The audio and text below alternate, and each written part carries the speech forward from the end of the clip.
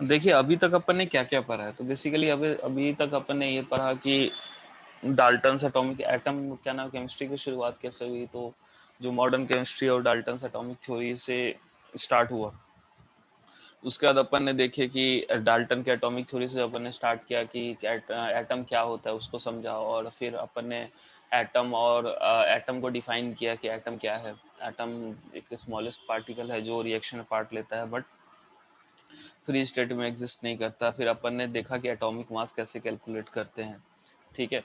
Okay, ग्राम atomic मास क्या होता है, नंबर ऑफ ग्राम एटम्स क्या होते हैं, एटॉमिक मास यूनिट क्या होता है। फिर अपन ने मॉलिक्यूल के बारे में पढ़ा, ठीक है। फिर अपन ने ये भी देखा कि क्या नाम है, एवोगैड्रो नंबर क्या होता है, ठीक है। उसके बाद अपन आ गए मॉलिक्यूल्स में, आ गया मॉलिक्यूलर मास, ग्राम मॉलिक्यूलर मास, ये सारी चीजें अपन पढ़ चुके हैं। ग्राम मॉलिक्यूलर मास तो हो गया शायद, मॉलिक्यूलर मास हुआ, ठीक है। अच्छा, मॉलिक्यूलर मास तक हुआ, ओके। तो let's start today gram molecular मास।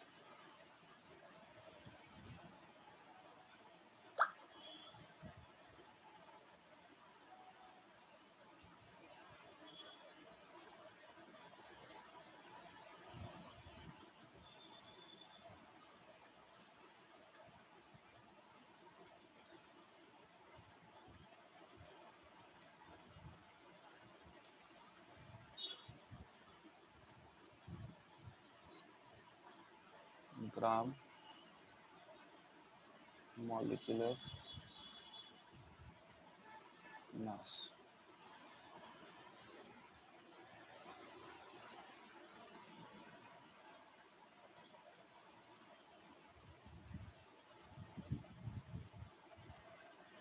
ठीक है बेटा, देखिएगा ग्राम मॉलिक्यूलर मास, ओके।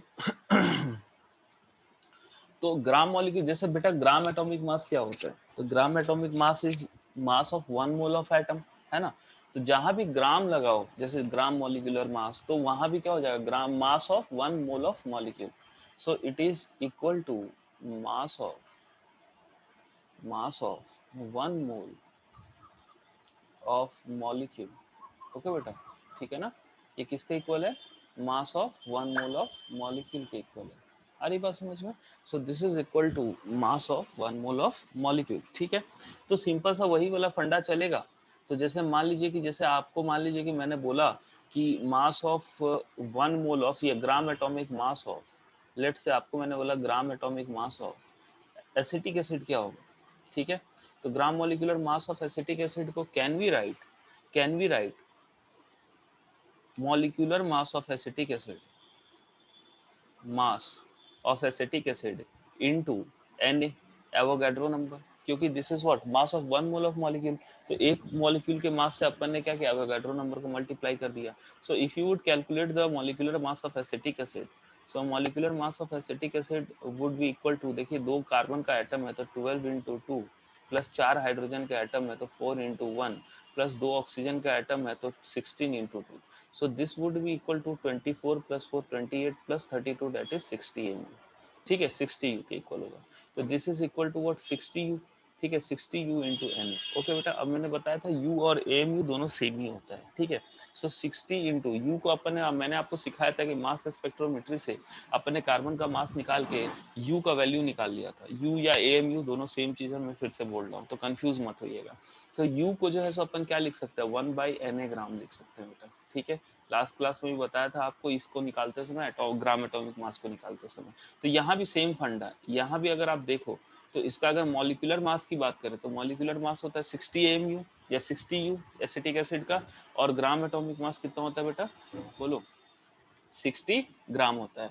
तो जस्ट लाइक जैसे आपने यहाँ पे कुछ निकाला है, जस्ट लाइक कार्बन डाइऑक्साइड का आपने निकाला है कितना, बोलो 44 U निकाला है आपने, क्या बोलो आपका क्या नाम है, मॉलिक्यूलर मास। तो अगर मैं यहाँ पे, अगर मैं बोलूँ कि कार्बन डाइऑक्साइड का,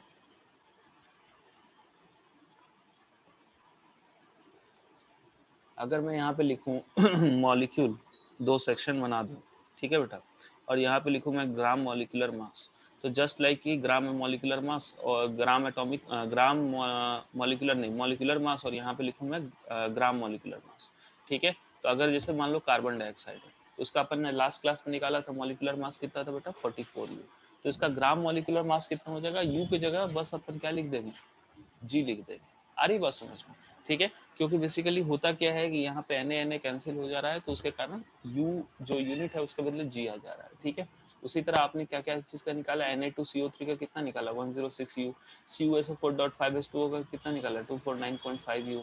तो जैसे आपने निकाला किसका Na2CO3, तो Na2CO3 का आपने कितना निकाला 106 U निकाला था आपने, तो इसका ग्राम मॉलिक्यूलर मास कितना हो जाएगा 106 ग्राम हो जाएगा। ठीक है, उसी तरह आपने CuSO4.5H2O का कितना निकाला था, बोलो बेटा, आपने निकाला था 294.5।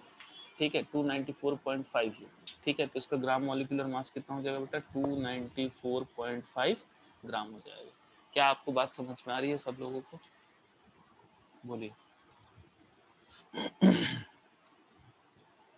सबको आ रहा है समझ में बेटा मैं क्या बोल रहा हूँ, कैसे करना है सॉल्व? अरे हाँ ना बोल दो। Yes sir. क्या आवाज नहीं निकल रही, क्या खाना नहीं खाए हो तुम लोग? हाँ sir. Yes sir. Yes sir. Okay, आवाज निकलते रहनी चाहिए। भूत को नहीं पढ़ाना मुझे, इंसानों को पढ़ाना है। जो भूत है वो भाग सकता है। ठीक है, चलिए ओके। तो उसके बाद अपन ये समझ में आ गया सबको। तो now let's start what number of gram molecules. तो नंबर ऑफ ग्राम मॉलिक्यूल्स की अगर मैं बात करूं, नंबर ऑफ ग्राम मॉलिक्यूल्स, तो जैसे नंबर ऑफ ग्राम एटम्स बेटा क्या होता था बताओ? नंबर ऑफ ग्राम एटम, जो लोग रिवीजन करके आए होंगे उनका अच्छे से याद होगा। ठीक है, ऐसा पूछता हूँ। चलो झाजी अजितेश मनन झा, बताओ नंबर ऑफ ग्राम मॉलिक्यूल्स क्या होता है?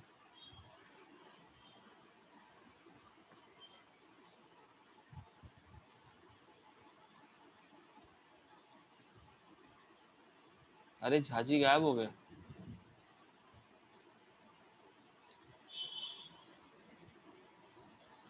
अधीराश्री आप बताइए।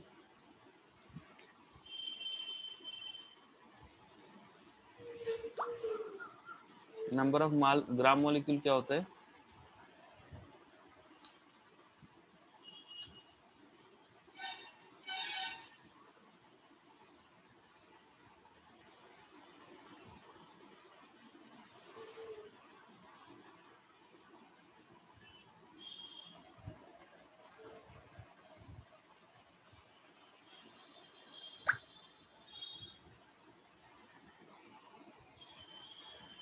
बोलिए बोलिए।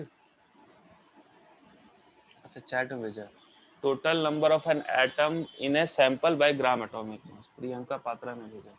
ओके ठीक है, देखिए बेसिकली होता क्या है कि नंबर ऑफ ग्राम एटम्स क्या होता है बेटा, कि total number of atoms, total mass of atoms in a sample, total mass of atoms, total mass of atoms in a sample divide by gram atomic मास। ठीक है, तो उसी तरह नंबर ऑफ ग्राम मॉलिक्यूल्स क्या हो जाएगा बेटा, टोटल मास ऑफ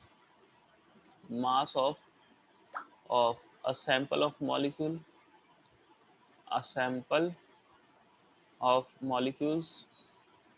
ठीक है, मतलब मान लो खूब सारा ढेर रखा हुआ है, ऐसे करके खूब सारा रखा हुआ है आपके हाथ में। ठीक है, ठीक है, किसी भी क्या नाम है मॉलिक्यूल का आपको सैंपल रखा हुआ है, जस्ट लाइक कैल्शियम कार्बोनेट आपके हाथ में 100 ग्राम है, तो आपसे कोई पूछे कि बताओ इसमें नंबर ऑफ ग्राम मॉलिक्यूल कितने हैं, तो जो कैल्शियम कार्बोनेट का टोटल मास आपके पास प्रेजेंट है, ठीक है ना, डिवाइड आप किससे करोगे, ग्राम मॉलिक्यूलर मास से करोगे। आ रही बात समझ में? So this is number of gram molecules. ठीक है, चलिए ठीक है बेटा। तो इसी तरह अगर आपसे कोई पूछे कि सर बताइए नंबर ऑफ ग्राम आयंस क्या होंगे, नंबर ऑफ ग्राम आयंस, तो नंबर ऑफ ग्राम आयंस क्या हो जाएगा बेटा, जैसे नंबर ऑफ ग्राम एटम क्या होता है, mass of sample of atom divide by gram atomic mass. Number of gram molecule क्या होता है, mass of sample of molecule divide by gram molecular मास। उसी तरह नंबर ऑफ ग्राम आयंस क्या हो जाएगा बेटा, बोलो, टोटल मास ऑफ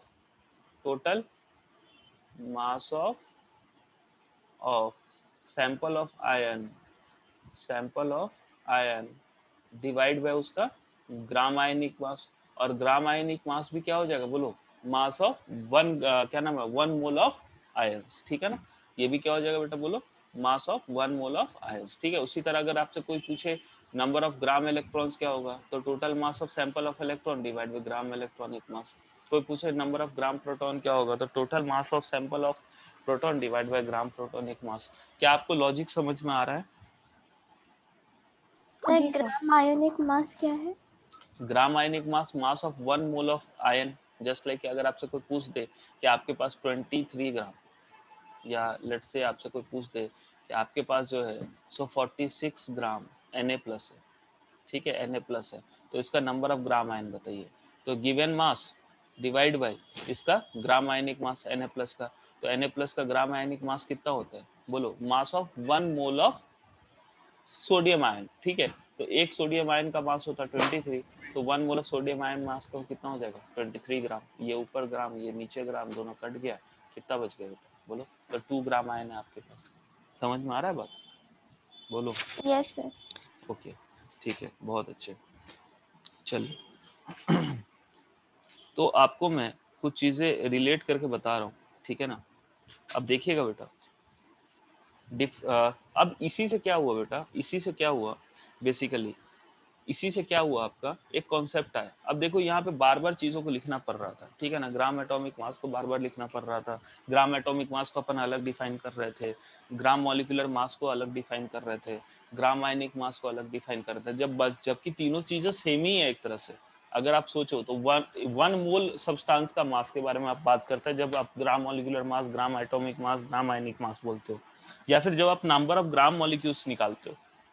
तो नंबर ऑफ ग्राम मॉलिक्यूल्स में क्या करते हो बताओ, हर बार आप सेम ही चीज करते हो, टोटल मास को ऊपर रखते हो जो भी सैंपल है, और अगर एटम का सैंपल है तो 1 मोल एटम का मास नीचे रखते हो, मॉलिक्यूल का सैंपल है तो 1 मोल मॉलिक्यूल का मास नीचे रखते हो, और अगर आयन का सैंपल है तो 1 मोल आयन का सैंपल नीचे रखते हो, अगर इलेक्ट्रॉन का सैंपल है तो 1 मोल इलेक्ट्रॉन का सैंपल नीचे रखते हो। तो इसके number of gram molecule atom ion सबका फॉर्मूला सेम ही टाइप का था। तो इसको जो है सो जब देखा गया कि सेम ही टाइप का है तो इसको सोचा गया कि यार एक सिंगल फॉर्मूला से इसको रिप्लेस कर देते हैं, और तब आया, अब तब इसका नाम क्या पड़ गया, नंबर ऑफ मोल्स। क्या नाम पड़ गया बोलो, number of gram molecule, number of gram atom, number of gram ion, everything number of gram, ठीक है। सबको अपन ने क्या बोलना शुरू कर दिया बोलो, नंबर ऑफ मोल्स। और उसको डिफाइन किया ऐसे, टोटल मास, टोटल मास और डिवाइड बाय, देखो टोटल मास तो सबके केस में रखते हैं, और नीचे अपन क्या रखते हैं, ग्राम मॉलिक्यूलर मास, ग्राम आयनिक मास, ग्राम एटॉमिक मास, ठीक है। और उसके बदले अपन ने लिख दिया मोलर मास, ठीक है, मोलर मास। आ रही बात समझ में। तो नंबर ऑफ मोल्स बेसिकली क्या है बेटा, तो number of moles is nothing but, बोलो, कि किसी भी सब्सटेंस का जो 1 मोल मास होता है उसके मुकाबले जो सैंपल है आपको वो कितना भारी है, किसी भी सब्सटेंस का जो 1 मोल मास है, ठीक है, उसके मुकाबले सैंपल कितना भारी है, ठीक है। And what is molar mass, तो नंबर ऑफ मोल्स बेसिकली क्या है, टोटल मास बाय मोलर मास।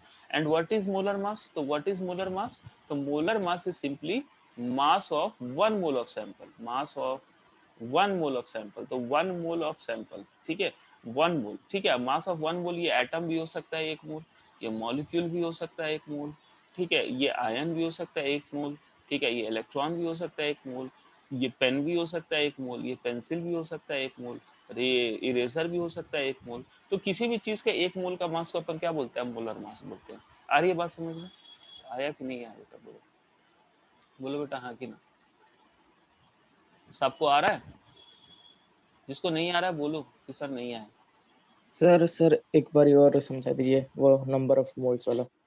बेटा नंबर ऑफ, आप देखो ना, बेसिकली अपन जितने बार जो भी अपन gram atomic, number of gram atom या नंबर ऑफ ग्राम मॉलिक्यूल निकाल रहे हो, क्या निकालना है बेसिकली हम, कि जैसे मान लो कि आपके पास यहाँ पे मैंने आपको ट्रे में रख दिया, बोला कि बेटा ये देखो ये कैल्शियम कार्बोनेट है, कैल्शियम कार्बोनेट है 200 ग्राम, ठीक है, 200 ग्राम, ठीक है। अब बताओ ये कितना नंबर ऑफ ग्राम मॉलिक्यूल है, तो आप बोलोगे सर सैंपल है 200 ग्राम, ठीक है, और डिवाइड बाय इसका ग्राम मॉलिक्यूलर मास करेंगे, ग्राम मॉलिक्यूलर मास होता है सर 100 ग्राम, ठीक है, दोनों काट देंगे आ जाएगी वैल्यू 2, ठीक है। तो अपन ने क्या किया बेसिकली, जब अपने को ग्राम मॉलिक्यूलर मास निकालना था तो अपन ने given mass of the sample divide by उसका क्या, sorry, number of gram molecule निकाला था, तो अपन ने क्या किया, given mass of sample divide by उसका ग्राम मॉलिक्यूलर मास। उसी तरह अगर मैं आपको बोलूं कि बेटा एक प्लेट है उसमें सोडियम है आपके पास 46 ग्राम, अब इसका बताओ कि बेटा ग्राम एटॉमिक मास क्या है, यहाँ भी आपने सेम चीज किया, आपने ऊपर लिखा है इसका सैंपल का मास जो आपको दिया हुआ है, और नीचे किससे डिवाइड किया इसका ग्राम एटॉमिक मास से। आ रही बात समझ में। तो यहाँ बेसिकली आप कर क्या रहे हो एक्चुअली, आपको जो सैंपल दिया गया है आप उसका मास को ऊपर रख रहे हो, और उसका जो 1 मोल का मास है उसको नीचे रख दो, यही कर रहा हो ना हर केस में। जैसे कैल्शियम कार्बोनेट का निकालना था, तो कैल्शियम कार्बोनेट का जो सैंपल का मास है जिसका आपको निकालना है नंबर ऑफ ग्राम मॉलिक्यूल, उसको आपने ऊपर रखा, डिवाइड कर दिया उसके ग्राम मॉलिक्यूलर मास से। सोडियम का आपको ग्राम एटॉमिक मास निकालना था, तो जितना आपको सोडियम दिया हुआ है उसका मास को आपने रखा ऊपर और डिवाइड कर दिया उसको इसके ग्राम एटॉमिक मास से। तो बेसिकली हर बार आप वही कर रहे हो। आप कर क्या रहे हो, तो ऊपर आप रख रहे हो मास को, जो सैंपल आपको दिया गया जिसका निकालना है, और नीचे किसको रख रहे हो, बोलो बोलो, एक मोल के मास को। तो अपन ने सबका फॉर्मूला तो एक ही कॉमन टाइप का है, ऊपर मास रखना है, नीचे क्या रखना है, बोलो, उसका एक मोल का मास रखना है। तो अपन ने उसके बदले एक सिंगल फॉर्मूला बना दिया कि अपन हमेशा कोई भी सैंपल रहेगा तो उसका टोटल मास ऊपर रखेंगे, और उसी चीज का, उसी कंपाउंड, उसी मॉलिक्यूल का, जिस मॉलिक्यूल का आपको निकालने के लिए बोला है, ठीक है ना, number of gram molecule, number of gram ion, number of gram atom, उसका 1 मोल का मास को नीचे रखेंगे। और 1 मोल के मास को अपन ने नया नाम दे दिया बेटा, बोलो, मोलर मास। किसी भी सब्सटेंस के 1 मोल को मास को दे दिया आपने मोलर मास नाम, ठीक है। अब इसको डिवाइड करने से आपका क्या आता था, number of gram molecule, number of gram atom, number of gram ion. Basically ये number of gram molecule, number of gram atom, number of gram ion बताता क्या है, कि जैसे मान लो आपने यहाँ पे जो 200 ग्राम का सैंपल लिया है, जो आपने यहाँ पे 200 ग्राम का सैंपल लिया है, ठीक है, तो 200 ग्राम का जो कैल्शियम कार्बोनेट का आपने जो सैंपल लिया था, ये बेसिकली बताता क्या है, कि आपने बोला कि नंबर ऑफ ग्राम मॉलिक्यूल 2 है, तो 2 का मतलब क्या है, कि इसका मोलर क्या इसका ग्राम मॉलिक्यूलर मास है 100 ग्राम, मतलब ये अपने 1 मोल से 2 गुना भारी है। ये अपने 1 मोल के मास से क्या है, बोलो, 2 गुना भारी है। तो क्या मैं इसको number of moles is equal to 2 नहीं बोल सकता? आया बेटा, इसके 1 मोल का मास कितना होता है, 100 ग्राम, और आपके पास है 200 ग्राम, तो क्या मैं ये नहीं बोल सकता कि number of moles is equal to 2? हाँ सर। बोल सकते हैं ना। तो बेसिकली इसका एक्चुअल मीनिंग क्या है, कि ये अपने 1 मोल के मास, मतलब मोलर मास से कितना गुना ज्यादा है। नंबर ऑफ मोल्स बेसिकली क्या बताता है, नंबर ऑफ मोल्स बताता है कि वो अपने ओरिजिनल जो 1 मोल का मास है उसका, उससे वो कितना गुना ज्यादा भारी है। क्या मेरी बात समझ में आ रही है, बोलो, या कितना गुना ज्यादा है, ठीक है, ठीक है, हाँ आया सर। अब, यस सर। ठीक है। उसी तरह आप नंबर ऑफ मोल्स को और तरीके, इसको डिपेंड हम n से रिप्रेजेंट करेंगे जनरली, ठीक है। उसी तरह आप नंबर ऑफ मोल्स को और तरीके से भी लिख सकते हो। आप नंबर ऑफ मोल्स को क्या लिख सकते हो, total number of particles, number of particles, particles divide by Avogadro number. आप ये भी लिख सकते हो उसको। कैसे लिख सकते हो बेटा, समझो, ठीक है। मान लो मैंने आपको बोला कि आपके पास टोटल 12.044 एटम्स ऑफ मैग्नीशियम है। कितने हैं सर? आपके पास 12.044 एटम्स ऑफ क्या है सर, बोलिए, मैग्नीशियम है। और आपको पूछा बताओ कितने मोल है मैग्नीशियम के, तो हम जानते हैं कि एक मोल में टोटल पार्टिकल कितने होते हैं बेटा, बोलो, एक मोल में कितने एटम होते हैं, 6.022 into 10 to the power 23 atoms होते हैं क्या सर, बताइए, हाँ कि नहीं? अरे होते हैं ना, हाँ सर। ठीक है। तो अगर आपसे बोले कि टोटल 12.044 एटम्स ऑफ मैग्नीशियम है, तो आपको बोलेगा कि कितने मोल्स हैं, तो number of mole is equal to total particle given divide by number of particle in 1 mole. अरे बोलो, नहीं समझ में आया? नहीं आया, ठीक है। इसको आप चाहो तो दूसरे तरीके से समझ सकते हो। आपको मान लो कि मैंने बोला कि आपके पास 10 एप्पल है, ठीक है सर, आपके पास कितने एप्पल है सर, 10 एप्पल है, और आपको मैंने बोला, ठीक है, बेसिकली लेट्स से कि 100 ग्राम एप्पल है, 100 ग्राम एप्पल है, या 10 एप्पल ही चलो, ठीक है, 100 एप्पल है, लेट्स से 100 एप्पल है आपके पास, ठीक है। और आपके मैंने बोला कि इसको बॉक्स में पैक करना है, और एक बॉक्स की कैपेसिटी है 10 एप्पल, एक बॉक्स की कैपेसिटी है 10 एप्पल, तो कितने बॉक्सेस लगेंगे बताओ, नंबर ऑफ बॉक्सेस कितने लगेंगे? अरे बोलिए, बोलो, बहुत कठिन सवाल है, सोच समझ के जवाब देना। 10। साइंटिस्ट लोग भी इसको सॉल्व नहीं कर पाते बहुत सारे। तो मैंने कर दिया सर 10। हाँ, कितने बॉक्सेस लगेंगे, तो तुम साइंटिस्ट से ज्यादा महान हो, समझे, ठीक है। बहुत दिमाग चाहिए इसको सॉल्व, इसीलिए तो तुम ही कर पाए, बाकी कोई नहीं कर पाया इस क्लास में। देखो कोई बोला, कुछ नहीं बोला, मुझे पता है। बाकी लोग तो कुछ बोले नहीं, मतलब कि उनका सच में सवाल बहुत टफ है, नहीं तो सारे लोग अभी बताते कि सर 10 बॉक्सेस हैं, ठीक है। तो यहाँ पे बेटा देखो, अगर 100 एप्पल हैं तो कितने बॉक्सेस लगेंगे बेटा, 10 बॉक्सेस लगेंगे। सेम रूल बेटा यहाँ भी लग रहा है, ठीक है। आपने बोला कि सर आपके पास 12.044 एटम्स ऑफ मैग्नीशियम, और आपको मैंने बोला कि एक मोल एटम में, एक मोल किसी भी सब्सटेंस में, जैसे एक मोल अगर किसी सब्सटेंस का मैग्नीशियम का एटम है तो उसके अंदर कितने एटम होंगे बेटा? एक मोल अगर मैग्नीशियम है तो 6.02 × 10⁻23। तो अगर आपसे कोई पूछे कि number of moles of magnesium कितने हुए, तो 12.044 × 10⁻23 डिवाइड बाय, बोलो, नंबर ऑफ पार्टिकल्स इन 1 मोल। क्या मेरी बात समझ में आ रही है? ठीक है, तो ये भी एक तरीका हो सकता है नंबर ऑफ मोल निकालने। अरे हो सकता है कि नहीं हो सकता? हाँ सर। हाँ सर। चलो गुड।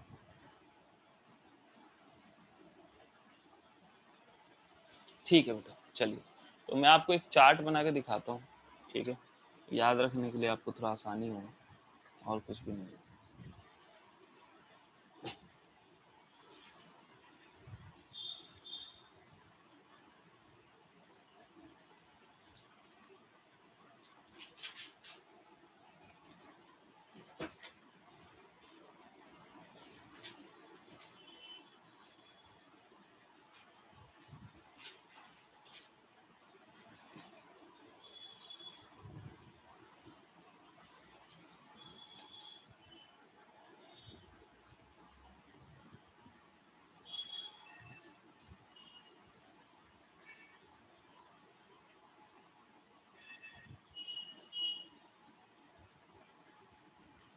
अब देखो बेटा, मान लो आपको नंबर ऑफ एटम्स दिए हुए, ठीक है, और उससे आपको नंबर ऑफ मोल्स निकालना है। उससे क्या निकालना है बेटा? बोलो, नंबर ऑफ मोल्स निकालना है, ठीक है। तो नंबर ऑफ मोल्स अगर निकालना है तो कैसे निकालोगे बेटा? बोलो, कैसे निकालोगे? बोलो, नंबर ऑफ एटम्स को या नंबर ऑफ मॉलिक्यूल जो भी है उसको किससे मल्टीप्लाई करोगे? बोलो, Na से। अरे सॉरी, डिवाइड करोगे किससे? उल्टा बोल दिया मैंने। अभी जस्ट अपन ने देखा, किससे डिवाइड करोगे? बोलो, एवोगैड्रो नंबर से करोगे ना? अरे बोलो, हाँ सर। चाहे मॉलिक्यूल हो या एटम हो, जो भी चीज हो, ठीक है, तो उसको किससे डिवाइड करेंगे? एवोगैड्रो नंबर से। अच्छा, तो उल्टा जाना होगा तो अपन क्या करेंगे? उल्टा जाना होगा तो क्या करेंगे बेटा? Into Avogadro number. मल्टीप्लाई करेंगे। देखो ना फॉर्मूला है ना, अगर आपको टोटल नंबर ऑफ पार्टिकल्स चाहिए तो क्या करोगे? Number of moles into Avogadro number, ठीक है। उसी तरह अगर आप यहाँ से नीचे जाना चाहते हो, आप नंबर ऑफ मोल्स से आपको दिया हुआ और उससे आप फाइंड करना चाहते हो मास, उससे आप फाइंड करना चाहते हो मास, तो क्या करोगे आप बताओ? अगर नंबर ऑफ मोल्स से आप फाइंड करना चाहते हो मास, ठीक है, तो क्या करोगे? अरे बोलो भाई साहब, ऐसे करोगे क्या? इतना आसान सवाल पूछा है भाई। एक चीज बताओ, यहाँ लिखा हुआ आपको फाइंड करना मास और नंबर ऑफ मोल्स, नाम सॉरी क्या नाम है, आपको क्या करना है? बोलो, मास चाहिए और नंबर ऑफ मोल्स से चाहिए, तो क्या करोगे? Number of moles into molar mass करोगे ना भाई। अरे बोलो, क्या यस करोगे? सर। बोलो, यस मोलर सर। मास। हाँ तुम लोग इतना टफ सवाल इतनी आसानी से सॉल्व कर लेते हो, मुझे डर लगता है कि कैसे मैं पढ़ा पाऊंगा। चलो, क्योंकि इतना सोचने के बाद आंसर दिए, ऑब्वियसली टफ तो होगा ये सवाल। तो मास से अगर मोलर मास चाहिए, नंबर ऑफ मोल्स चाहिए, तो क्या करोगे? बोलो, यहाँ पे क्या करोगे? मोलर मास से मल्टीप्लाई करोगे और यहाँ क्या करोगे? डिवाइड बाय, बोलो, मोलर मास करोगे। कोई दिक्कत? नहीं sir. No sir. No sir. अब दिक्कत नहीं है तो पता है, दिक्कत नहीं होती है तो क्या करना होता है? बोलो, क्या करना होता है बताओ? Sir question. क्वेश्चन लगाना चाहता है। ठीक है, ये आपका वाई मैप है, वाई मैप। इसको आप एक काम करो, जिसको याद नहीं रहता है इसका चित्र बनाओ, ठीक है, और अपने दीवार पे चिपका लो, ठीक है। सर एक सेकंड। मैं सवाल लिखना शुरू करता हूँ।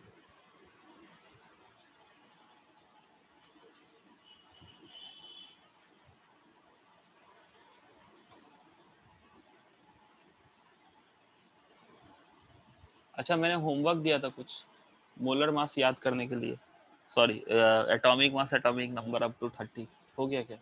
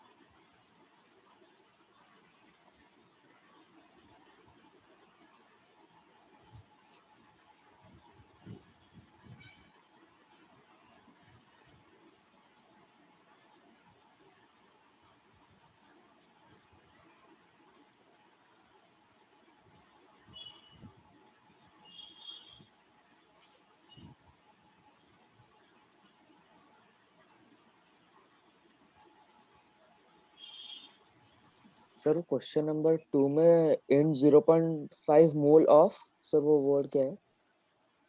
इन 0.5 mole of pure copper metal. Okay.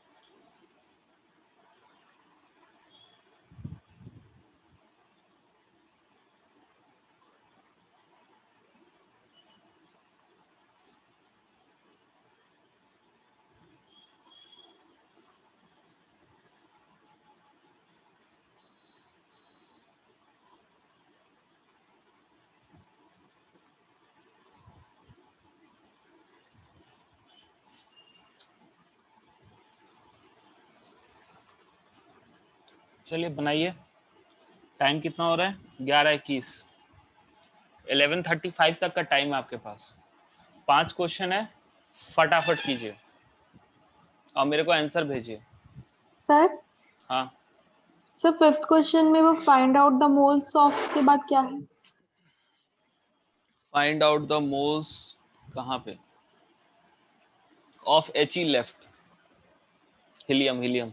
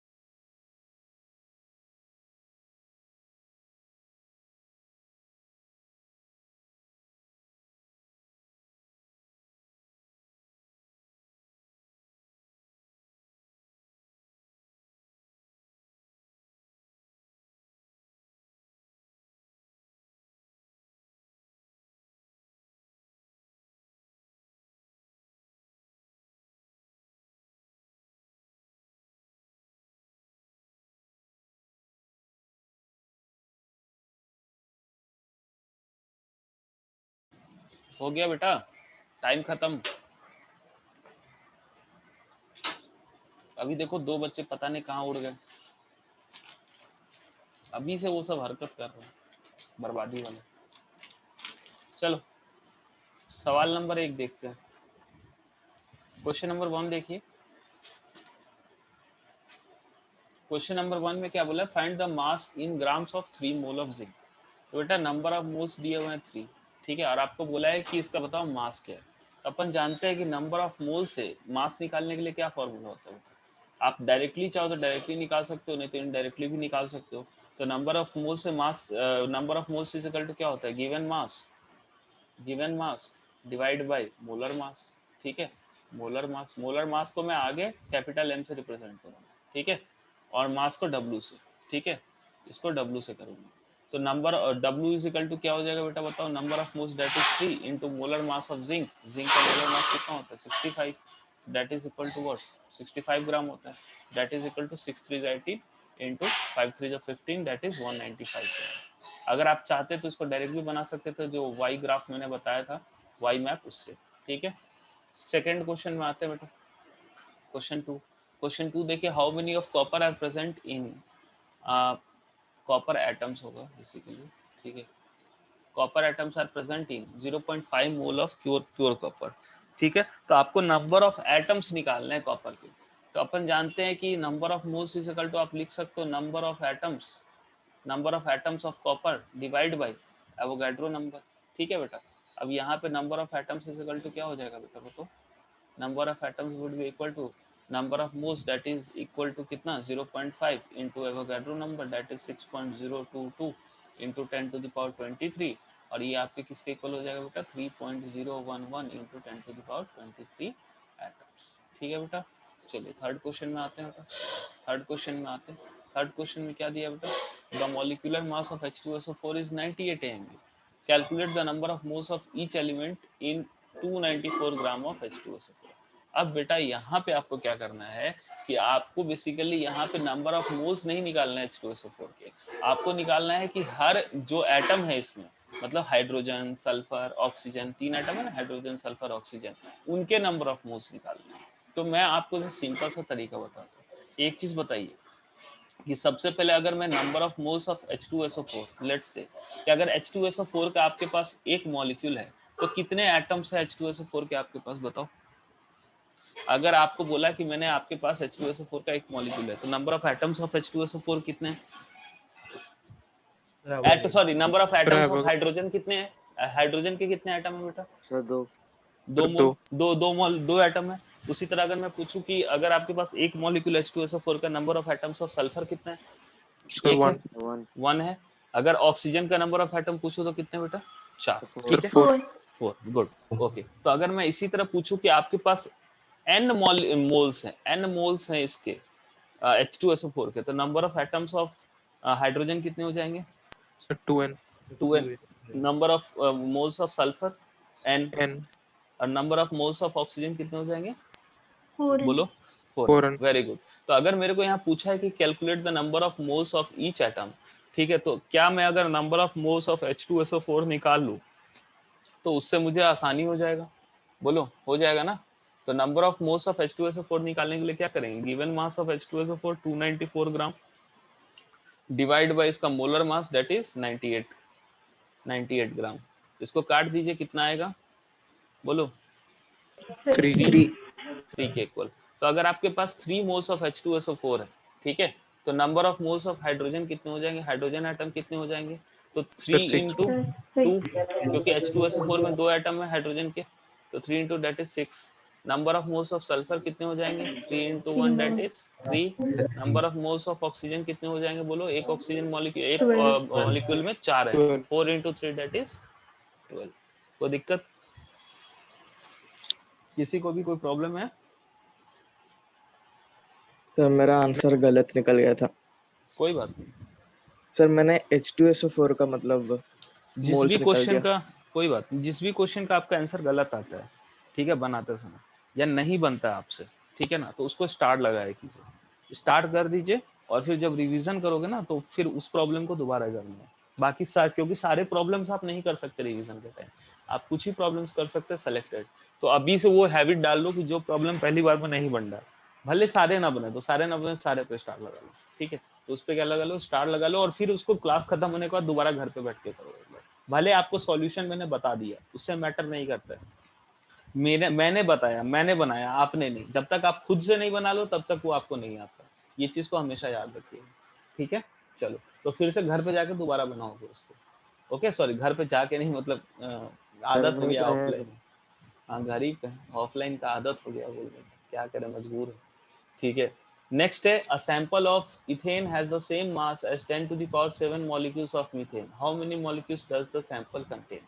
आपको बोला है कि जो भी आपके सैंपल का जो है आपके पास, सैंपल ऑफ मीथेन का mass of sample of methane, weight, देखो वेट और मास जो होता है ना, आपको क्या होता है बोलो, केमिस्ट्री में सेम ही होता है, फिजिक्स में अलग अलग होता है, ठीक है। तो weight of sample of methane is equal to weight of 10 to the power 7 molecules of methane. ये दिया हुआ आपको, ये दे रखा है, ठीक है। और क्या दे रखा है बेटा, और दे रखा है क्या, आपको पूछा क्या है बेटा, आपको पूछा है number of molecules of in the sample. तो number of molecules of C2H6, तो number of molecules of C2H6 ये आपको फाइंड करना है, ऑफ C2H6 ये आपको फाइंड करना है, ठीक है बेटा। अब एक चीज बताओ, अगर ये दिया हुआ है कि number of weight of sample of C2H6 और wait of 10 to the power 7 molecules of what, बोलो, CH4। तो weight of 10 to the power 7 molecules of CH4 हम निकाल सकते हैं, बताओ CH4 का 10 to the power 7 मॉलिक्यूल्स का वेट कितना होगा, बोलो, कैसे निकालेंगे, अरे बताओ, दिखाऊं, देखो, एक चीज बताओ कि अगर 10 to the power 7 molecules of CH4 है, तो number of molecules of CH4 की, number of moles of CH4 कितने बेटा, बोलो, 10 to the power 7 divide by Na, है ना सर, इतने है ना। और नंबर ऑफ मोल्स को क्या आप given weight by molar mass of CH4 भी लिख सकते हो, अरे बोलिए, हाँ सर। लिख सकते हो यस ना, सर। ठीक है। यहाँ से अगर आप इसको सॉल्व करोगे तो molar mass is equal to क्या हो जाएगा, या वेट इज इक्वल टू क्या हो जाएगा, 10 to the power 7 into Na into molar mass of CH4, that is equal to what, बोलो 16 ग्राम, ठीक है, 16 ग्राम होता है। तो आप इसको सॉल्व करोगे तो ये कितना आ जाएगा, बोलो, 10 to the power 7 divide by Na into 16, ठीक है। मतलब कि जो CH4 का जो सैंपल का जो वेट है, wait of sample of CH4 C2H6, वो भी कितना है, उतना ही है, ऑफ C2H6 इज व्हाट, बोलो बेटा, 10 to the power 7 divide by Na into 16 ग्राम ही है। क्या मेरी बात समझ में आ रही है, तो क्वेश्चन में दिया हुआ है। तो अगर आपको वेट पता चलेगा सैंपल का, तो नंबर ऑफ मॉलिक्यूल्स फाइंड कर लेंगे सर। नंबर ऑफ मॉलिक्यूल्स के लिए क्या करेंगे, सिंपल बताओ, number of moles is equal to number of molecules divide by Avogadro number, करेंगे सर, बोलिए। तो number of molecules is equal to कितना आ जाएगा, बोलो, number of molecules is equal to कितना आ जाएगा, number of molecules is equal to हो जाएगा आपको number of moles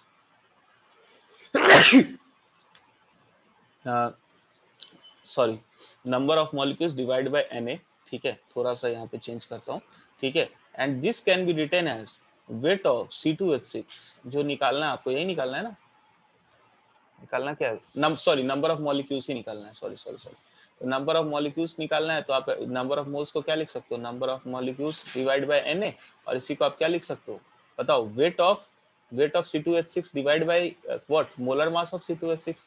wait of C2H6 आप फाइंड कर चुके हो already, 10 to the power 7 into 16 by Na ग्राम, ठीक है, divide by molar mass of C2H6 कितना हो जाएगा, C2H6 का मोलर मास बेटा बताइए, 12 इंटू 2, कार्बन का मास 12 इंटू 2 प्लस हाइड्रोजन का मास 1 इंटू 6, दैट इज 30, ठीक है बेटा, ये हो गया आपका 30, ठीक है। सो यहाँ से अगर आप इसको सॉल्व करो तो आप क्या लिख, इसको उड़ा सकते हो, इसलिए मैंने पहले नहीं काटा था, आ रही बात समझ में, कर सकते हो ना। तो it implies that number of molecules would be equal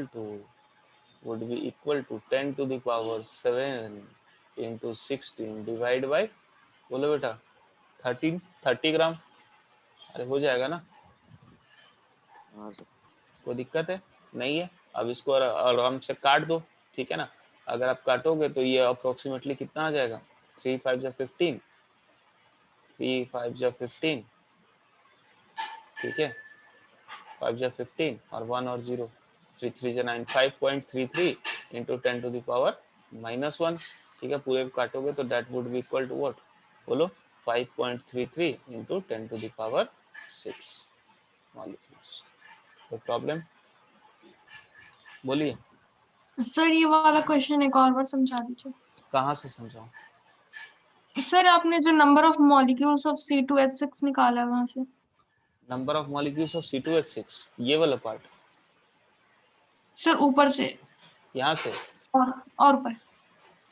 हाँ यहाँ से, हाँ सर। ये तो क्वेश्चन है, यहाँ तो क्वेश्चन मार्क लगा है, ये तो पूछा है हाँ सर, क्वेश्चन। इसके बाद आपने जो सॉल्व किया था। मतलब शुरू से बताना है। हाँ सर। अच्छा ये बताओ कि आपको क्वेश्चन में क्या दिया हुआ, wait of sample of C2H6 और wait of 10 to the power 7 molecules of CH4 बराबर दिया है ना यस सर। सब? ठीक है, अब आपको यहाँ पे ये अगर आपको दिया हुआ है कि 10 to the power 7 मॉलिक्यूल्स के CH4 के बराबर है, तो मैंने सबसे पहले क्या किया कि मैंने वेट ऑफ क्या नाम है, वेट ऑफ CH4 मॉलिक्यूल्स को फाइंड कर लिया। कैसे फाइंड किया? तो आप एक चीज बताओ, आप number of moles of CH4 को लिख सकते हो ना, 10 to the power 7 number of molecules of CH4 divide by Avogadro number लिख सकते हो, है ना? Yes sir. और नंबर ऑफ मोल्स को आप ये भी लिख सकते हो कि wait of sample divide by molar मास लिख सकते हो। अरे जी लिख सर। सकते हो ना, दोनों फॉर्मूला तो है, तो ये दोनों इक्वल हैं। तो अगर ये दोनों इक्वल हैं तो यहाँ से आप वेट ऑफ सैंपल क्या लिख सकते हो, 10 to the power 7 into molar mass divide by Na। और मोलर मास ऑफ CH4 कितना होता है बेटा, 16 ग्राम। समझ में आया? बोलो। हाँ सर। ठीक है, अब आपको वेट ऑफ CH4 मिल गया। अब आपको पूछा क्या, number of molecules of C2H6। तो number of molecules of C2H6 again मैं अगर C2H6 के लिए अप्लाई करूं, फॉर C2H6 के लिए अगर अप्लाई करूं, ठीक है, तो number of moles of C2H6 को मैं क्या लिख सकता हूं, number of molecules divide by Na लिख सकता हूं, number of molecules of C2H6 divide by Na। हाँ सर। ठीक है, और उसी को मैं ये भी लिख सकता हूँ, molar mass given weight of C2H6 divide by molar mass, number of moles को लिख सकता हूँ ना। जी सर। ठीक है, तो दोनों ये इक्वल हुए। अगर ये दोनों बेटा इक्वल है, तो अगर मेरे को यहाँ से पूछे नंबर ऑफ मॉलिक्यूल्स, तो मैं इसको number of molecules equal to क्या हो जाएगा, 10 to the power 7 इंटू, इसको मैंने नंबर ऑफ मोल्स का फॉर्मूला डायरेक्ट यहाँ पुट कर दिया, नंबर ऑफ मोल्स का एक और जो formula given weight by molar मास, उसको डायरेक्ट पुट कर दिया। अब इसको आप सॉल्व करोगे, Na कट गया तो 10 to the power 16, 10 to the power 7 into 16 by 30, 30 को 16 से काटोगे, हाँ सर, हो 30 गया। से 16। समझ में आया? जी सर। नेक्स्ट सवाल देखिए, आप लोग कॉपी में तो लिखे है ना, तो मैं डायरेक्ट नीचे बताता हूँ। ठीक है, नेक्स्ट सवाल है, from 48 gram of He sample 6.023 into 10^23 atoms of He are remove. ठीक है, आपके पास हीलियम का 48 ग्राम का सैंपल है। कितने ग्राम का सैंपल है? 48 ग्राम का। ठीक है, उसमें से आपने कितना निकाल लिया बताओ, इतने एटम्स आपने निकाल लिए, 6.023 इंटू 10^23, मतलब 1 मोल एटम निकाल लिया। तो find out the moles of He left, कितने मोल He के बचे हैं ये निकालना है। Also calculate the mass of carbon which contains same number of atoms as left over in this sample. और आपको ये भी बताना है कि अगर जितने एटम यहाँ पे बचे हुए हैं उतने ही कार्बन के एटम होते तो कितना मास होता है कार्बन का। ठीक है, तो देखते हैं क्या क्या बेटा। आपके पास क्या, देखो सिंपल सा क्वेश्चन है। ठीक है, आपके पास वेट ऑफ हीलियम एटम है कितना, हीलियम एटम है कितना, 48 ग्राम। ठीक है, अब बेसिकली क्या क्या है कि वेट ऑफ हीलियम एटम, जो हीलियम एटम का जो सैंपल है 48 ग्राम का सैंपल, 48 ग्राम हीलियम एटम सैंपल, उसमें से आपको क्या किया है, कितना रिमूव कर दिया है, बोलो कितना रिमूव कर दिया, 1 मोल ऑफ हीलियम को रिमूव कर दिया, 6.023 10^23 पार्टिकल्स को रिमूव किया है। तो 1 मोल ऑफ हीलियम बेसिकली कितना होता है बताओ, क्या 4 ग्राम होता है? अरे बोलो, अरे हीलियम का मोलर मास कितना होता है, 4 होता है ना। हाँ सर। तो कितना हीलियम बचा, बोलो 40 gram. And this is equal to, sorry कितना होगा sir 44 gram. 44 gram. So this is equal to 44 gram. This is weight of helium left, है ना। पूछा क्या क्या था, सबसे पहले पूछा था find out the moles of helium left, ठीक है। तो अगर wait of helium left is 44 ग्राम, तो number of moles of therefore number of moles of helium left कितना हो जाएगा बेटा, नंबर ऑफ मोल्स कितना हो जाएगा, तो given mass of helium that is left divide by उसका मोलर मास, तो 44 से 4 को काट दो, कितना आ जाएगा बोलो 11, तो 11 मोल्स ऑफ हीलियम बचे हुए। अब आपको क्या बोला है कि अगर मान लो कि आप बताओ कि कार्बन का वेट कितना होगा, कार्बन एटम के सैंपल का, अगर जितने एटम्स हीलियम के बचे हुए हैं उतने ही कार्बन के हैं, तो अगर ये आपको बेसिकली क्या बोल रहा है कि अगर number of helium moles of helium left जो है आपके, सेकेंड पार्ट की बात कर रहा हूँ, पार्ट टू में number of moles of helium left आपके कितने बेटा बोलो 11 मोल्स, ठीक है। तो अकॉर्डिंग टू क्वेश्चन ये बोल रहा है कि आपके पास जो number of atoms of carbon है, number of moles of carbon है, वो भी इतने ही है, क्योंकि क्या बोला है कि number of atoms of carbon would be equal to the number of moles of helium left. तो अगर नंबर ऑफ एटम्स इक्वल है तो नंबर ऑफ मोल्स भी ऑब्वियसली क्या होंगे बोलो इक्वल ही होंगे। क्या मेरी बात समझ में आ रही है? अरे बोलो, क्योंकि मोल भी क्या है, एक टाइप का काउंटिंग ही है ना, वो भी तो नंबर ऑफ एटम ही बताता है, एक टाइप का काउंटिंग है, just like dozen and century, ठीक है। ओके, तो यहाँ से अगर number of mole of carbon निकालना है, therefore number of mole of carbon is equal to, क्या लिख सकते हो आप बताओ, इज इक्वल टू कितना लिख सकते हो बताओ, गिवन वेट ऑफ कार्बन जो आपको निकालना है divide by molar mass of carbon, और ये कितने के इक्वल है बेटा बोलो 11 के, तो वेट ऑफ कार्बन सैंपल कितना हो जाएगा बेटा बताओ, that would be 11 into molar mass of carbon is 12 gram, so this is equal to what, 130। कोई दिक्कत? सर हम्म, सर थोड़ा पार्ट 2 से एक और बार थोड़ा बताएंगे। बेटा सवाल देखिए, सवाल में क्या बोला है कि आपको बोला है क्या, also calculate the mass of carbon which contains same number of atoms as left over in this sample, ठीक है। ओके, मतलब आपको एक कार्बन के सैंपल का मास निकालना है जिसमें उतने ही एटम है जितने हीलियम के एटम सैंपल में बचे हैं। तो हीलियम के एटम कितने बचे हैं बेटा बोलो, 11 मोल्स बचे हैं ना। जी सर। तो मतलब आपको कितने मोल ऑफ कार्बन का मास निकालना है, 11 मोल। 11। तो number of moles is equal to given weight by molar mass, तो वेट इज इक्वल टू क्या हो जाएगा 11 into molar mass, that is 132। नहीं आया? हाँ सर आगे। पक्का? हाँ सर। किसी को कोई कंफ्यूजन किसी क्वेश्चन में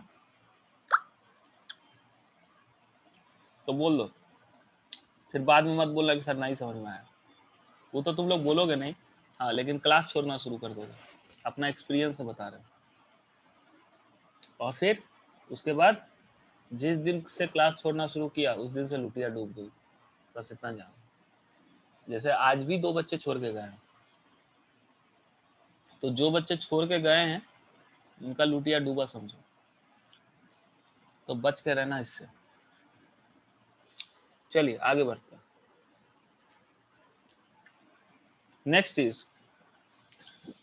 next part is laws of chemical combination, ठीक है। So the next part is laws of chemical combination. Okay, तो बेसिकली देखो ये लॉज ऑफ केमिकल कॉम्बिनेशन क्या है, it tells us about that how the chemicals different chemicals combine. Laws क्या है बेटे, ये बेसिकली क्या बताता है, हाउ डिफरेंट केमिकल्स कंबाइन, ठीक है, डिफरेंट केमिकल्स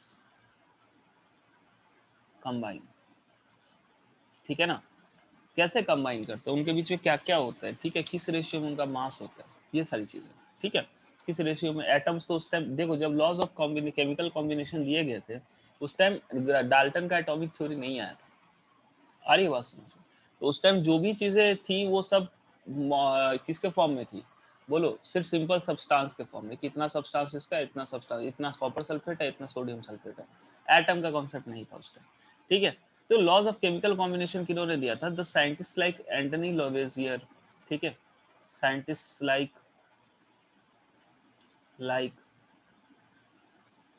लेवोजियर, इनको फादर ऑफ केमिस्ट्री बोला जाता है, Dalton and other scientists.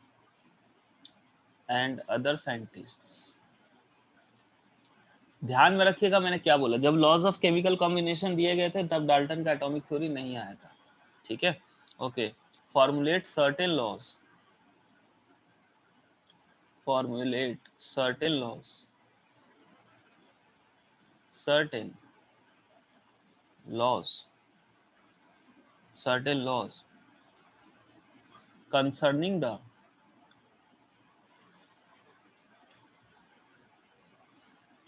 concerning the composition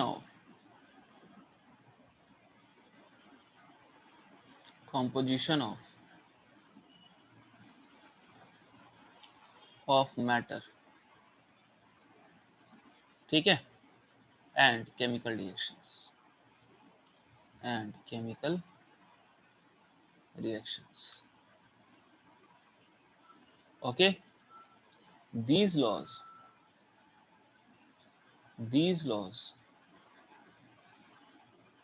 are known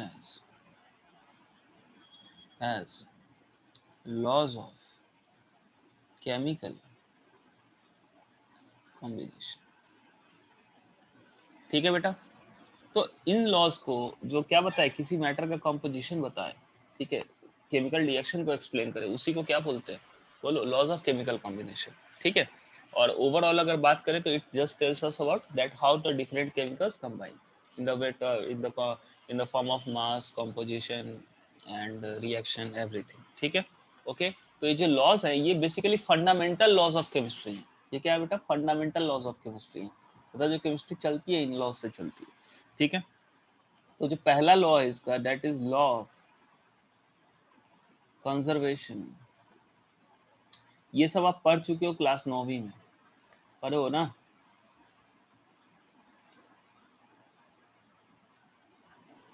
of mass, law of conservation of mass क्या बोलता है बेटा? तो ज्यादा मैं इसको बकैती नहीं करूंगा, ठीक है ना, ज्यादा बकैती नहीं करूंगा, ऑलरेडी आप पढ़ा हुआ आप लोग का, ठीक है। ये क्या बोलता है? इट स्टेट्स दैट, कोई कलर वलर कुछ लाया जाए यार मार्केट में नया, बैंगनी से बोर हो गया।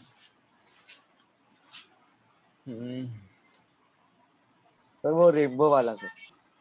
अबे रेनबो वाला बहुत गंदा लगता है, तो करके देखता हूँ, देख। नहीं सर, रहने दीजिए sir.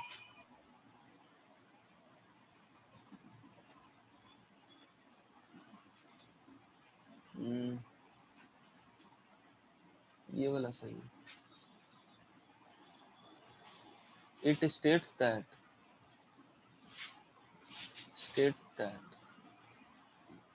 that mass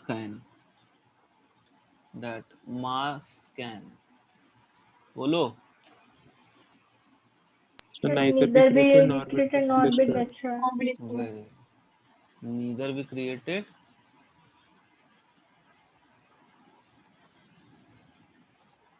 nor be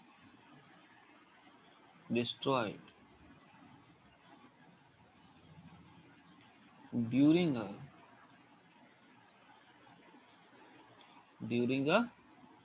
chemical reaction या in a chemical reaction, ज्यादा appropriate word, in a chemical reaction, ठीक है। मतलब मास को ना क्रिएट कर सकते हैं ना मास को डिस्ट्रॉय कर सकते हैं। आ रही बात समझ में? ओके, इसका मतलब क्या है? सिंपल सा मतलब समझिएगा कि मान लेते हैं कि आपने एक तराजू लिया, टू के वेट, ठीक है, और इसके अंदर इसके ऊपर आपने एक डब्बा रखा और डब्बे में आपने कोई केमिकल डाल दिया A+B और ये रिएक्ट करके बना रहा है C+D। अब जरूरी नहीं है ये रिएक्शन कंप्लीट हो, ठीक है ना, मैंने क्या बोला, आपने इस डब्बे के अंदर डाल दिया और कांटा कुछ मान लो यहाँ दिखा रहा है, ये आपका कांटा है, ठीक है, ये आपका कांटा है, ये डिफरेंट डिफरेंट मेजरमेंट्स है, ठीक है, ओके। तो ये चीज ध्यान में रखिएगा कि इसका जो वेट होगा ना, weight of this sample will always be constant, constant irrespective of what happens in container। जो लोग बोलते हैं ना कि mass of reactant is equal to mass of product, उनको केमिस्ट्री नहीं आती, वो गधे हैं, ठीक है। What happens in container, actually chemistry नहीं, उनको साइंस ही नहीं आती, ठीक है, समझ में आ रहा है। केमिस्ट्री तो बहुत दूर की चीज है, केमिस्ट्री तो मुझे भी नहीं आती, ठीक है, उनको साइंस ही नहीं आता, बेसिक लॉज नहीं पता है। मैं देखा हूँ बहुत सारे लोग लिखा हुआ देखा हूँ, mass of reactant is equal to mass of product, ठीक है। तो ये जो बोलते हैं ना, बैल है बैल, ठीक है, ओके। तो देखिएगा यहाँ पे, समझिएगा बात को, मैं कहना क्या चाह रहा हूँ, मैं कहना ये चाह रहा हूँ कि what ever happens in the container, भले आधा रिएक्शन हो, पूरा रिएक्शन हो ही ना, रिएक्शन बीच में चल रहा हो, डजेंट मैटर, इसका मास हमेशा क्या होगा, बोलो, कांस्टेंट रहेगा। अगर ये केमिकल रिएक्शन या फिजिकल रिएक्शन कुछ भी हो, तो न्यूक्लियर रिएक्शन के एक्सेप्ट कुछ भी हो रहा होगा अंदर में, तो इसका मास हमेशा क्या होगा, बोलो, अरे बोलो, कांस्टेंट। कांस्टेंट ही होगा, हमेशा कांस्टेंट रहेगा। ये तराजू का कांटा कभी हिलेगा ही नहीं, ठीक है, इनफाइनाइट टाइम तक, ठीक है। So this is all about law of conservation of mass. It's not like कि आपने जैसे मान लो, आपको मैं एग्जांपल देता हूँ, जस्ट लाइक कि आपने मान लो कार्बन लिया, ऑक्सीजन लिया, ठीक है, और आपने बनाया कार्बन डाइऑक्साइड, आपने लिया मान लो कि 12 gram of carbon and you took 32 gram of oxygen, तो 44 ग्राम कार्बन डाइऑक्साइड बनेगा सर, बोलिए, बनेगा ना, अरे बनेगा ना फाइनली Sir. रिएक्ट करके, Yes, law sir. Of conservation of mass. लेकिन अगर मान लो इसी की जगह आपने यहाँ पे लिया मान लो 12 ग्राम कार्बन और ये लिया आपने 16 ग्राम, ठीक है, ये अभी इनिशियली 0 है, थोड़ी देर बाद ये हो जाएगा, क्या हो जाएगा, बोलो, इसका मास थोड़ी देर बाद कितना हो जाएगा, बोलो, इसका मास थोड़ी देर बाद 28 ग्राम नहीं होगा, बात समझ में आ रही है, 28 ग्राम इसका मास नहीं होगा, अरे बोलो, कितना होगा, 22. वेरी गुड, इसका मास हो जाएगा 22 ग्राम। अब ये क्यों होगा, ये बाद में अपन डिस्कस करेंगे, फिलहाल के लिए बस इतना समझिए कि यहाँ सिर्फ half mole of carbon react करता है और ऑक्सीजन पूरी तरह से रिएक्ट कर जाता है। तो अभी भी आप देखो तो law of conservation of mass valid है। इनिशियली अगर देखो तो इनिशियली कितना मास प्रेजेंट था, 12 + 16 दैट इज 28, सबको ऐड कर दो, कितना मास प्रेजेंट था इनिशियली, बताओ, 28 ग्राम, है ना। और अभी भी कितना मास प्रेजेंट है, 6 + 0 + 22 दैट इज 28 ग्राम। तो law of conservation of mass कहीं डैमेज नहीं होगा। इसलिए मैं बोल रहा था कि ये चीज सही नहीं है कि अगर आप बोलते हो कि सर, क्या बोलो, कि mass of reactant is equal to mass of product, आ रही बात समझ में, बोलो, क्योंकि यहाँ प्रोडक्ट तो सिर्फ 22 है। इसको बाद में समझेंगे क्यों, बस फिलहाल के लिए आप ये याद रखिए डब्बे वाला, ठीक है, ये मास को कभी ना क्रिएट कर सकते ना डिस्ट्रॉय कर सकते। Let's come to the next one, second one, that is law of constant or definite proportion,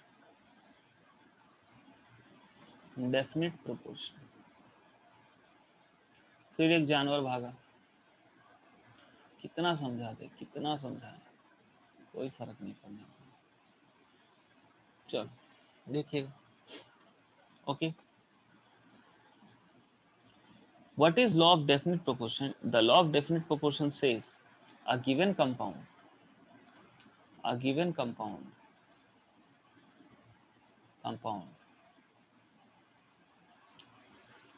always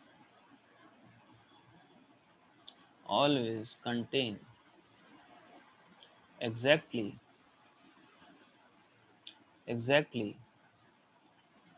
the same proportion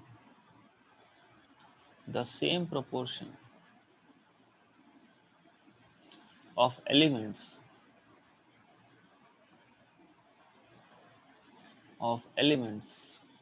by weight, by weight irrespective of, मैं फिर से बोल रहा हूँ, वेट और मास सेम है chemistry, irrespective of their source or method of preparation। इसका simple सा कहना ये है कि अगर आपके पास कोई कंपाउंड है, लेट से आपके पास है कार्बन डाइऑक्साइड, तो आप कार्बन डाइऑक्साइड दुनिया के किसी भी कोने से लेके आ जाओ, आप उसको लैब में बनाओ, ठीक है, आप उसको क्या करो, बोलो, आप उसको फैक्ट्री में बनाओ, आप उसको हवा से निकालो, किसी कैल्शियम कार्बोनेट के डिकम्पोजिशन से बने, किसी भी चीज से बने, इसका जो कार्बन में जो कार्बन और ऑक्सीजन का जो रेशियो होगा इसके अंदर, जो भी इसके अंदर जो कंपाउंड के अंदर जो आपको एलिमेंट्स है कार्बन और ऑक्सीजन, एटम का खोज नहीं हुआ था उस टाइम, याद रखिएगा, कार्बन और ऑक्सीजन के जो एलिमेंट्स है इसके अंदर, उसका जो मास रेशियो है वो हमेशा कांस्टेंट होगा। दैट इज कार्बन का मास इसमें अगर 12 है तो ऑक्सीजन का मास कितना होगा, 32, दो एटम और दो ऑक्सीजन का मास इसका क्या है, बोलो, इसका 32 होता है और इसका कार्बन का 12 होता है। आज हम एटॉमिक मास का कॉन्सेप्ट जानते हैं तो हम इजीली निकाल सकते हैं, लेकिन उस जमाने में क्या किया जाता, डिफरेंट डिफरेंट मेथड से रेशियोज निकाले जाते थे, ठीक है। So this would be equal to what, 3:8, और ये जो 3:8 होगा ना, कांस्टेंट होगा ऑलवेज, चाहे इसका सोर्स कुछ भी है, constant always, irrespective of the source, irrespective of the source, मतलब किसी भी सोर्स से आप लाओ, ठीक है ना, सोर्स और मेथड ऑफ प्रिपरेशन, और मेथड ऑफ प्रिपरेशन, ठीक है। आप जो है सो इसको वीनस प्लेनेट से लेके आ जाओ, ठीक है, अगर आप इसको जो है सो अर्थ से निकालो, कोर से निकालो, कहीं से कैसे कुछ भी करो, ठीक है ना, कुछ भी करो, इसका हमेशा जो रेशियो होगा वो 3:8 ही होगा इसके अंदर कार्बन और ऑक्सीजन, ठीक है। क्या मेरी बात सबको समझ में आई?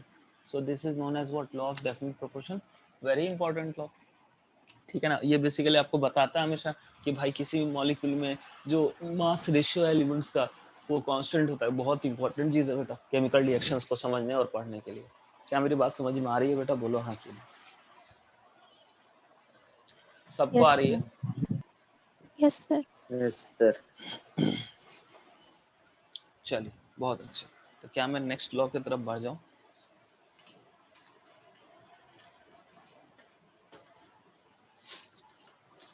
फास्ट तो नहीं हो रहा है ना?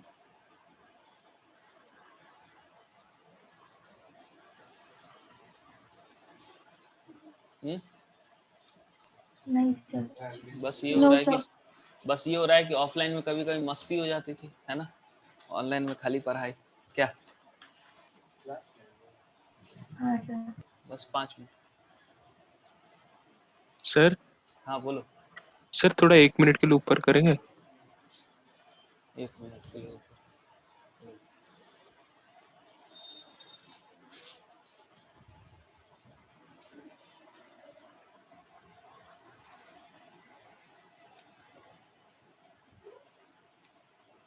हाँ सर। हो गया? देखो अगर ईमानदारी से पढ़ोगे ना तो ऑनलाइन ऑफलाइन कोई फर्क नहीं पड़ता यहाँ के लिए, ठीक है, क्योंकि आपको पूछने की आज़ादी है, बोलने का पूरा हक है, पूरा स्वतंत्रता मिला हुआ है, ठीक है, इंडिपेंडेंस आप लोग का है पूरा। तो जैसे ऑफलाइन में होता था जब पूछना पूछो, वैसे यहाँ, ठीक है। चलिए, तो पढ़ना चाहोगे बेटा तो बहुत अच्छे से पढ़ोगे, कोई फर्क नहीं पड़ रहा। चलिए नेक्स्ट देखते हैं बेटा, एक सवाल दे दूं इस पे छोटा सा, दे ही देता हूँ। A given 1.80 gram of certain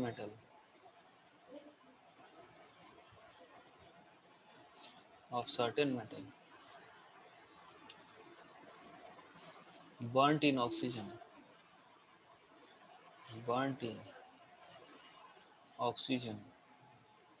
combine in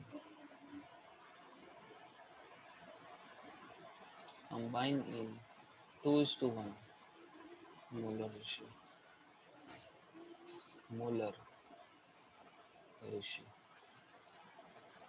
molar 2:1 molar ratio, this ratio remains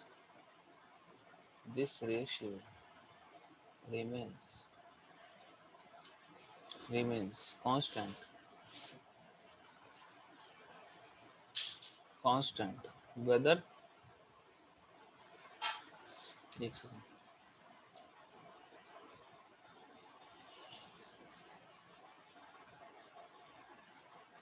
ठीक है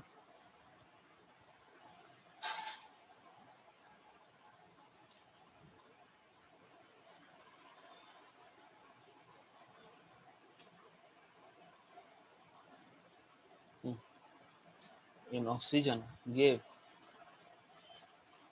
3 gram of its oxide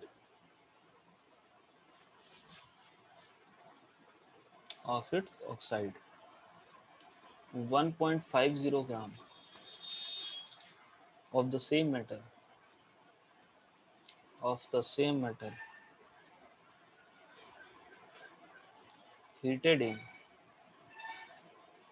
heated in steam gave 2.50 gram of its oxide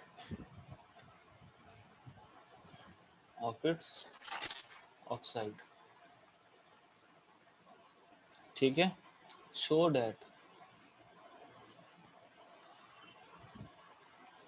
these results